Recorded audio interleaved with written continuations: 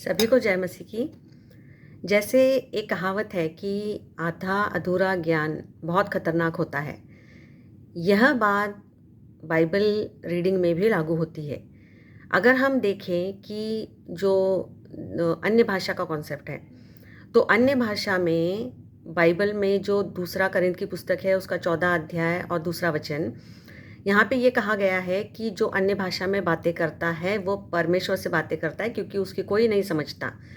इन वचनों को लेके लोगों ने जिस प्रकार का मिसकॉन्सेप्ट पास्टरों ने जो फैलाया है, और उनको यह पता नहीं है कि इसका एक्चुअली सही मीनिंग क्या है।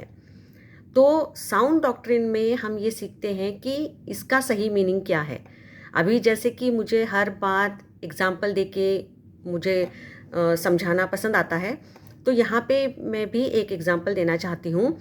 जैसे कि जब थॉमा भारत आए और भारत आने के बाद उन्होंने जो केरला में वो आए, और केरला में आने के बाद उनको जो अन्य भाषा मिली थी वो मलयालम मिली थी।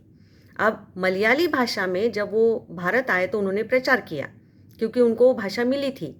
तो मुझे बताइए, अगर वो मलयाली ना बोल के जिस प्रकार की अन्य भाषा पास्टर्स प्रोमोट करते हैं आजकल के, कि राबा राबा शाबा शाबा लाबा लाबा, ये जो भाषा, मुझे बताइए अगर उस भाषा में थॉमा ने अगर प्रचार किया होता तो क्या किसी को समझता कि प्रभु यीशु मसीह कौन है? किसी को नहीं समझता। कई पास्टर ये कहते हैं कि वो हवा में इंटरप्रेट होती है, मतलब बोलने वाली भाषा है लबा लबा राबा राबा यही है, लेकिन हवा में इंटरप्रेट होती है। ऐसा कोई प्रूफ बाइबल में नहीं है। दूसरा मैं ये कहना चाहती हूँ कि पास्टर डैनियल राज जी ने जब इस बात का खुलासा दिया कि अन्य भाषा क्या है, अन्य भाषाएं क्या है, तब पास्टर लोगों को पता चला कि ऐसा भी कोई कॉन्सेप्ट है। लेकिन कोई हार मानने को रेडी नहीं है, कोई पीछे हटने को रेडी नहीं है, कोई गलत शिक्षा को रोकने से रेडी नहीं है। सिर्फ रेडी है, और वो है पास्टर डैनियल राज जी। और उन्होंने हमें समझाया कि अन्य भाषा में प्रार्थना करने का मतलब क्या है, अन्य भाषा बोलने का मतलब क्या है। अन्य भाषा यानी कि अपनी मदर टंग, अपनी ओन लैंग्वेज जो हमें समझ में आती है। और बाइबल में ये भी कहा गया है कि भाषाएं जाती रहेंगी। अब इसका भी मैं एक एग्जांपल देना चाहती हूँ। जैसे कि आज इंटरनेशनल लेवल पे एक लैंग्वेज बन गई है, और वो है इंग्लिश। आप किसी भी कंट्री में जाएं, वहाँ पे आप इंग्लिश कम्युनिकेशन के दौर पे आप उसको आजमा सकते हैं। और भारत में अगर आप आते हैं तो हिंदी।